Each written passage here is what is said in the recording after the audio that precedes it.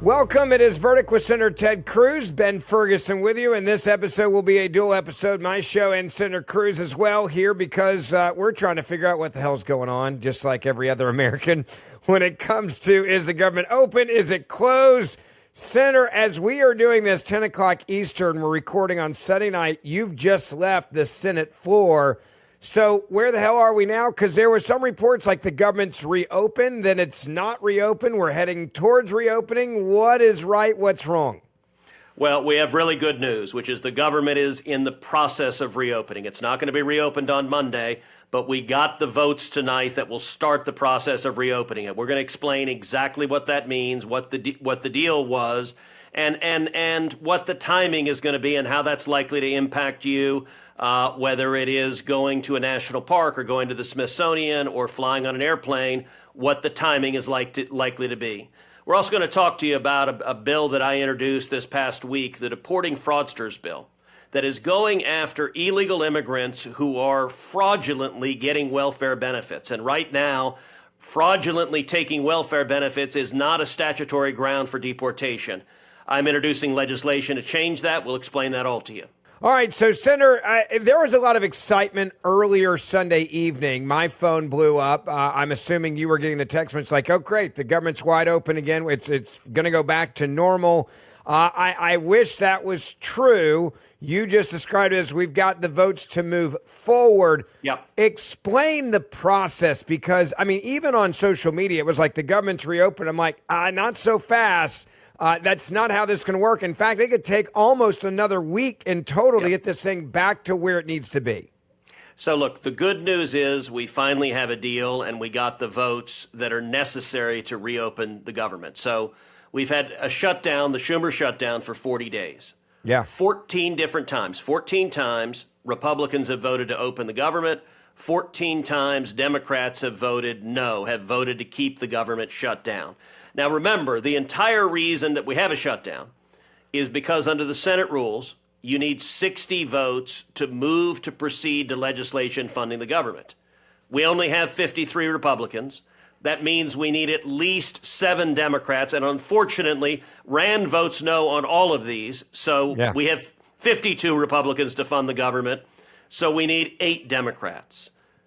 The 14 times we've voted over the last 40 days, over and over and over again, we've gotten at most 2 or 3 Democrats. Tonight, Sunday, it's just a few minutes after 10 p.m. Sunday night, we finally got the 8 Democrats we needed. So the Democrats who voted to reopen the government are Durbin, Hassan, King, Cortez Masto, Kaine, Shaheen, Rosen, and Fetterman. Those are the 8. We got exactly what we needed. We ended up with 60 votes, not 61, so that not in a sync. Every other Democrat voted no, keep it shut down. But getting 8 is important. And there was a substantive deal, but the substantive deal has several pieces. Number one, there's a continuing resolution that runs through January 30th. So one thing that was really important to me and to a lot of conservatives was that we not have government funding expire right before Christmas. Yeah. Often, government funding expires right before Christmas, and they use the desire everyone has to go home to their families for the holidays to twist their arms into passing a really bad bill. So this does not end right before Christmas. The CR instead, the continuing resolution continues until the end of January. That was significant. We also included 3 appropriation bills in the deals. Now, these are appropriation bills. There are 2 ways you can fund the government. You can fund the government through an appropriation bill. There are 13 different appropriation bills that fund different cabinet agencies and different major programs. Yep. Those take 60 votes. That's what's called regular order. That's the way the system is supposed to work. And then you can also fund the government through a continuing resolution, also called a CR, that just keeps everything the way it was before and maintains the status quo.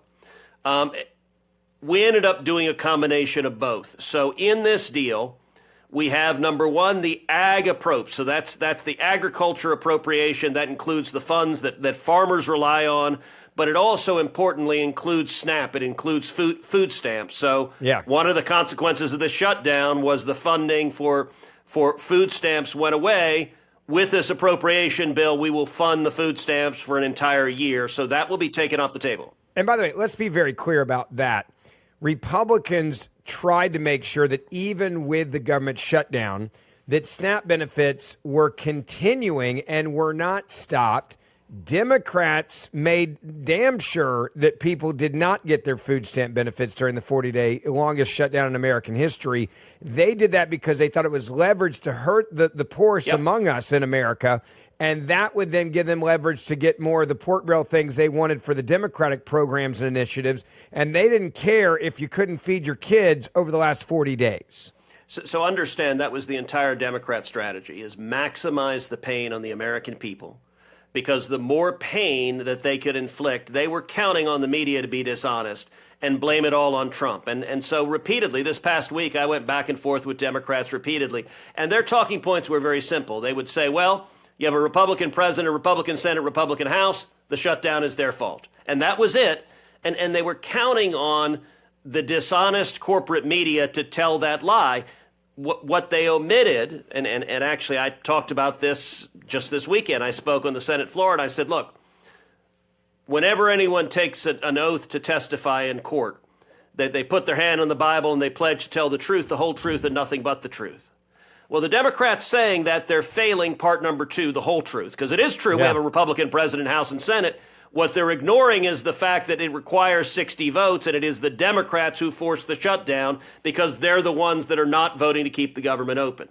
This package, we took 3 appropriations bills, the ag appropriation bill, which is farmers, ranchers, and food stamps, the military construction and the VA bill, so that funds our veterans and also gives funds for military construction projects across the country. And then the legislature bill, which, among other things, we increase the funding for security for members of Congress. Given the political violence we see, I think that's very important to have more funds to increase security on both sides of the aisle. So that package, those are 3 appropriation bills that were bipartisan, that Democrats had a part in, that were passed along with the CR to January 30th, right? January 30th, yeah. Yeah. So all of that is what we got 60 votes for tonight. Now, what does that mean tomorrow morning? Does that mean the government is open Monday morning? Unfortunately, no. And by the way, people are frustrated because they think, well, you guys shut it down quickly. Then why can't you just reopen it quickly? And this is how the sausage is made. And that's why I think there's some miscommunication on Sunday night about, oh, the government's like open up. I mean, there was major news outlets like government opening up, we have votes to have it. And they're thinking, all right, well, if I'm flying out Monday afternoon or Tuesday, there should be no problems at the airport. That's also not true. I want to be very clear about that. Look, if the Democrats want to be full obstructionists, they could delay opening the government as late as Friday of this week. Really? Because there are a series of votes we have to take, and under the Senate rules, they can delay things. They have a right to an intervening day between one vote and another. They can delay things for 30 hours, and so they could drag it out. Even though we have the 60 votes, they could drag it out as late as Friday. My guess is they'll drag it out till Monday or Tuesday. My best guess is the government will open up Tuesday or Wednesday. But we really are dealing with, look, the Bernie Sanderses of the world. By the way, Chuck Schumer voted no, because the whole point of this was for him to tell the crazy left he still hates Donald Trump. Now, I don't think these 8 Democrats would have voted yes without Schumer blessing their voting yes. So this was always going to end this way. I was going to ask you, so getting to the perfect number of 8, and again, this is how the sausage is made. So let's talk about behind the scenes. You guys, the Republicans, have been meeting, right, behind the scenes. You have your normal lunches that you have and your other meetings. And I see you guys on the floor of the Senate talking, and you're outside the Senate. I mean, Democrats are doing the same thing. When they decide who is in the 8 to vote yes, is that strategic based on who needs cover when they're running for office? Is that, I mean, there's some like Fetterman that clearly were leaders on this, just saying, I think it's wrong to hold the American people hostage. I'm voting to open this thing up. How do they decide on the exact 8? And is it literally to the point where they're like, all right, we're going to only give 8, and you got to make your argument to us why you should be in the 8, and we'll give you that blessing? How does that work? So I don't know for sure. I will say there were a number of Republicans who were surprised we did not get more than 8. So there were other Democrats who were telling Republicans privately they were going to vote yes to open the government. People like John Ossoff, he's the most vulnerable Democrat running for re-election in Georgia. He just voted the 15th time to keep the government shut down. Interesting. Georgia. By the way, Raphael Warnock, the other Georgia senator, did as well. We actually thought there was a real possibility they would both vote tonight to open the government. I don't know what Ossoff's calculus was. Warnock will often vote with Ossoff to give him some political coverage. So we figured that they would go either both yes or both no. They both voted to keep the government shut down. What is the chances two guys like that on Tuesday, Wednesday vote yes after they say, all right, well, fine, we're already going to be there? Does that change, you think, that 8 number? Could that change to 10, 12, or is it pretty much 8 sure. is 8? No, I could easily see on a subsequent vote some additional Democrats. Patty Murray, who is the senior Democrat on the Appropriations Committee, a number of Republicans believed she was going to vote yes. I mentioned we're going to pass 3 appropriation bills. She played a major hand in drafting those 3 appropriation bills.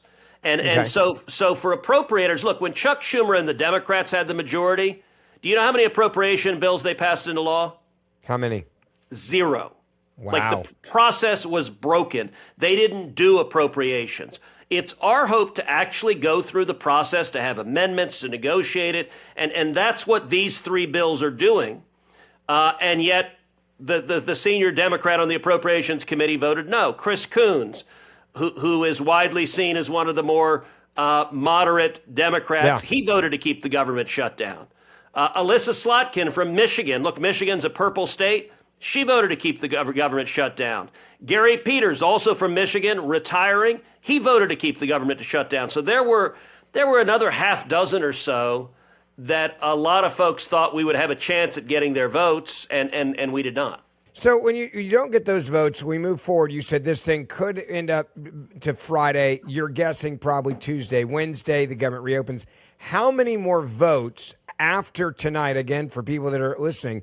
We're doing this Sunday night at 10:15 right now in D.C. How many people or how many votes will it take starting now to get the government actually reopened? We need to continue to hold 60, but we're going to. The underlying terms of the deal have been cut. So I don't expect any of the 8 who just voted yes to flip. So I think we've got our 60. But the remaining Democrats can just drag things out and make it painful. I hope they don't. I actually pulled Dick Durbin aside. Durbin is retiring. And I mentioned I always thought this was going to end with retiring Democrats voting to open the government. Durbin did so. Now, look, he's the number 2 in leadership among the Democrats. He's Chuck Schumer's right hand. But he's retiring. I told Dick tonight, I said, look, we've got 60 now. It sure would be nice if, like, you guys didn't drag this out unnecessarily till Friday and just the identical outcome will happen and it just is more painful for everybody.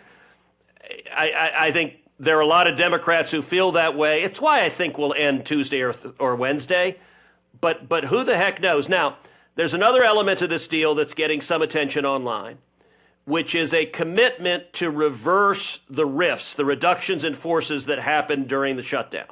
Yeah. And there's some folks online saying, oh, you guys caved, this is terrible. That was an offer that President Trump made, I think, like 2 weeks ago to the Democrats. That has been on the table for them a long, long time. And the White House made the decision, okay, if you guys open the government, we agree, we'll offer you that we'll reverse those rifts. So that was in the deal, but it was a deal that came from the White House that we just agreed, okay, if those are the terms that the president wants to cut, we'll back up the president. So you go into Monday, you're going to have more meetings throughout the day, or explain to me Monday what that looks like. We're anticipating the first vote probably around noon. And as I said, we could have done it all tonight. If the Democrats had agreed to, in the Senate, you can do anything by unanimous consent. And so if they wanted to open the government tonight, they could have just consented to do one vote and then do the other one next, do the other one next, the other one next, and we'd be done.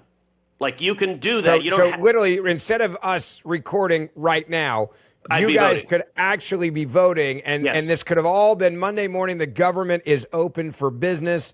all the FAA guys are back to normal. Everybody's getting paid. And they're like, nah, screw it. We'll just wait a few more days. So Because no one's flying home, right? I mean, you're Right. not flying home tonight, are you? No. I'm in D.C. I didn't see my family this weekend. I would have loved to have seen my kids. I didn't. I spent most of the time just sitting here waiting for Democrats to finally agree to cut a deal. But it was striking. We could have done it tonight, but to do that, you need unanimous consent. That means you don't need 60, you need 100. That means one person can object and say, no, drag it out. I want to burn more time. I want to burn more time. And you have people like Bernie Sanders. You have all the Democrats who are running for president that want a spectacle. And so that if they really decide to be just fully obstructionist, they could drag it as late as Friday. All right. So one other question is this is unfolding. When the government opens back up, and let's just use a hypothetical of Wednesday, all right?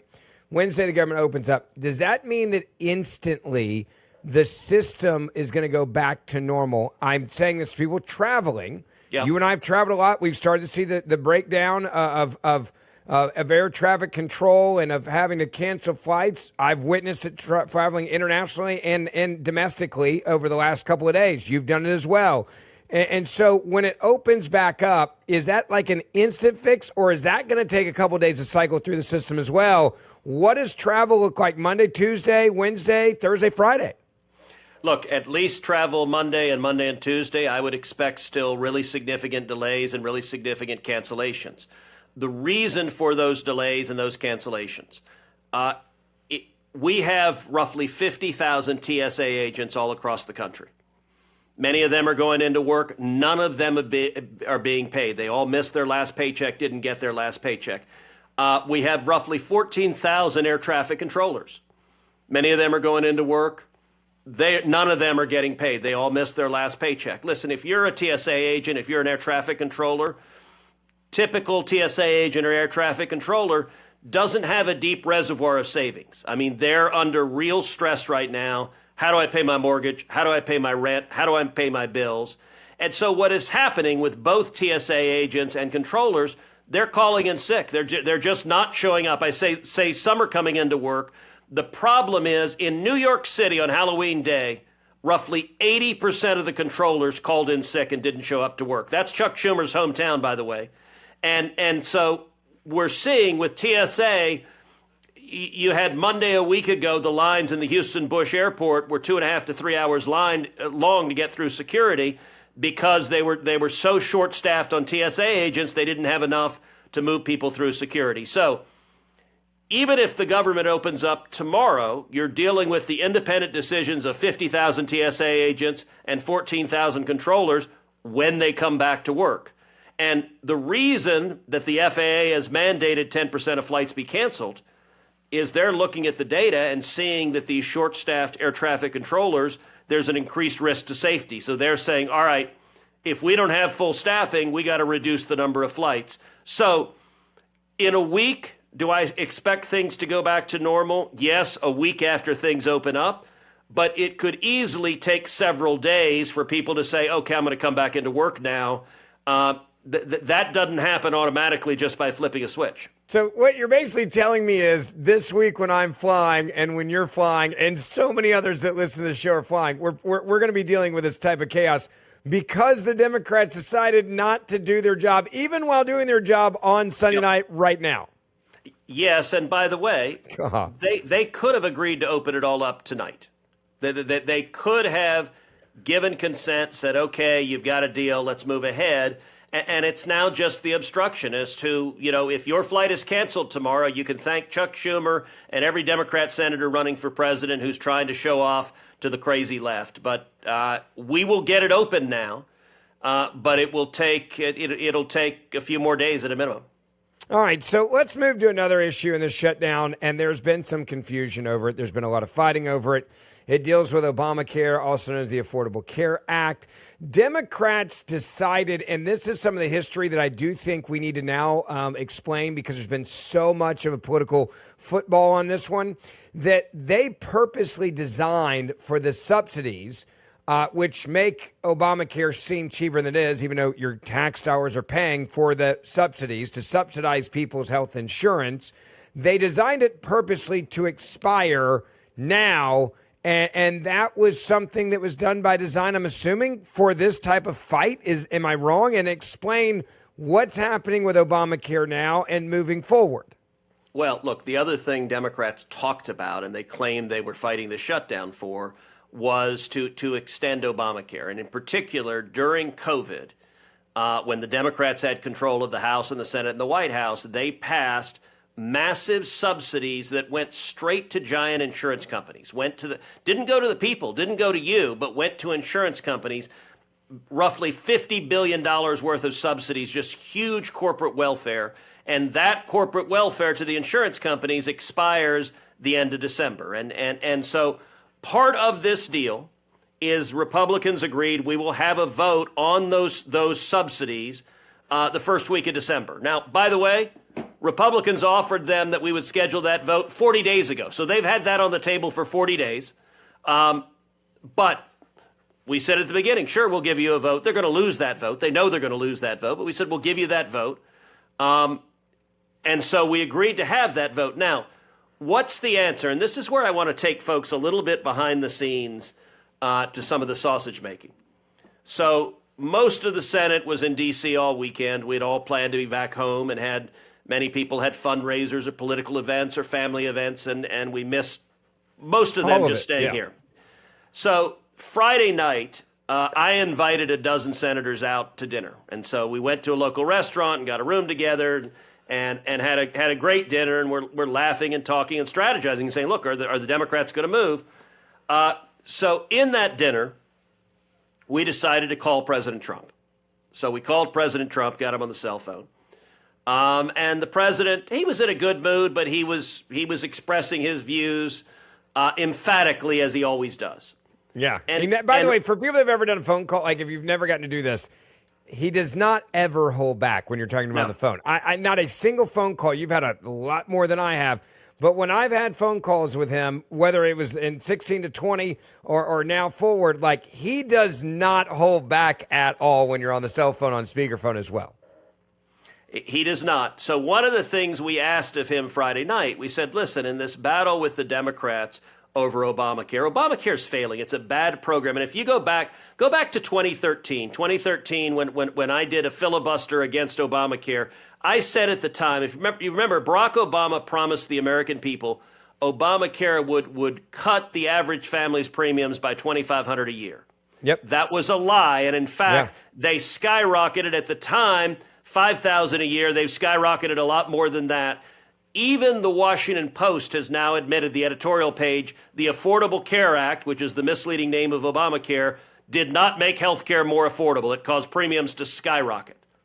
So when we had Trump on the phone, we said, look, it would really help if you made the case that what Democrats are fighting for is these massive multi-billion-dollar corporate welfare payoffs to the health insurance companies, instead of empowering consumers. And look, we want to lower prices. And so we said in particular, it would really help if you would send a truth. And Trump said, great, come up with something. And so I will tell you what the president sent. I had a lot of input in this, and here's what he put out. President Trump said, Democrats claim to be working for, quote, the little guy and driving down your health insurance. But and the rest of this is in all caps, Obamacare scam goes straight to their best friends in the insurance industry. They are making a killing, while health coverage only gets worse. Yeah. If Democrats get their way again, they're in for another huge payday at the expense of the American people. No deal, in all caps.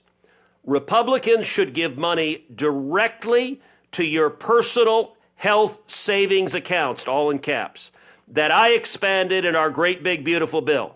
Thank you for your attention to this matter. Now, this is really important because if you want a really strong, principled, conservative reform to health insurance, expanding health savings accounts so that you give you, the consumer, you, the patient, more control, and instead of sending money to the insurance companies, send it straight to people's health savings accounts so you can spend it on premiums, you can spend it on deductibles, you can spend it on health care. That expands competition, it empowers patients, and it lowers prices. The president leaning in with this tweet really helps in this political battle we'll have over the next 6 weeks, because the outcome he's advocating for is something I've advocated for a long time. And that was a direct result of that dinner on Friday night where we got him on the phone. You know, there's one interesting thing that's coming out of this first year of Trump being back in office. It is really empowering the American people, whether it is the accounts you just talked about, whether it's the Trump accounts that are going to be coming in this next year that you guys pass to give kids the opportunity to save money and to be able to grow accounts and to build wealth over their lifetime. Like, there is a lot of personal growth and Yes. personal excitement that Trump is get the government out of your life. You can do better without it. We want to help you do that. And then the Democrats like, no. Mandani's and others, you should have no control of your life. We want to run the whole damn show from birth to death. Just trust the U.S. government to be your daddy or your mommy or both. And that's exactly the difference between the Republicans and Democrats right now.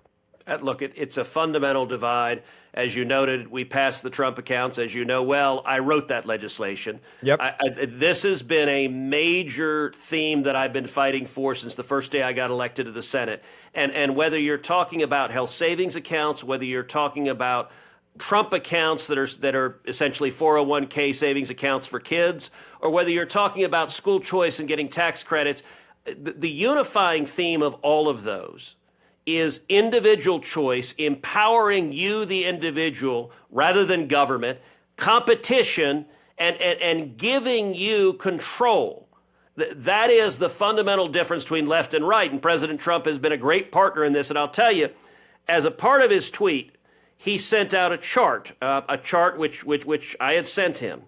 But I want you to see the chart. We're going to put it up on YouTube for anyone that's watching it on YouTube. But it goes through the major healthcare companies, their stock performance since Obamacare passed. So I'm going to walk through them. Aetna, Obamacare, March 2010 is when it passed. Aetna's stock price was $30.50. Today it's $212. So it's increased 595% since Obamacare passed. Centene, its stock has increased 604%. Molina, its stock has increased 859%. Humana, its stock has increased 490%. Anthem, Elevance Health, its stock has increased 414%. Cigna, its stock has increased 822%. And United Health Group, when Obamacare passed, United Health stock was $25.66. Today, November 2025, it is $327.74. That is a 1,177% increase. That's what Obamacare did. It massively increased the profits of the health insurance companies. By the way, those health insurance companies overwhelmingly give to Democrats. They give to Chuck Schumer. They give to Hakeem Jeffries and the Democrats because they recognize when Democrats are in power, their profits go through the roof and the American people's premiums skyrocket. What do the Democrats say they wanted to do in this shutdown? Give $50 billion to those same health insurance companies whose profits have skyrocketed. And it's why what the president said is so important. No, we're not going to give money to health insurance companies. Instead, we're going to expand health savings accounts so you, the individual, has control over your own health care. Yeah, it's really incredible. I want to take a moment and talk to you about Hillsdale College and something amazing that's happening right now. I am taking a class. I wanted to say it was a refresher course. It's really been so much more than that. And it is about the Constitution, Constitution 101. And Hillsdale College has done an amazing job of allowing people to continue to learn about this country at their own pace online.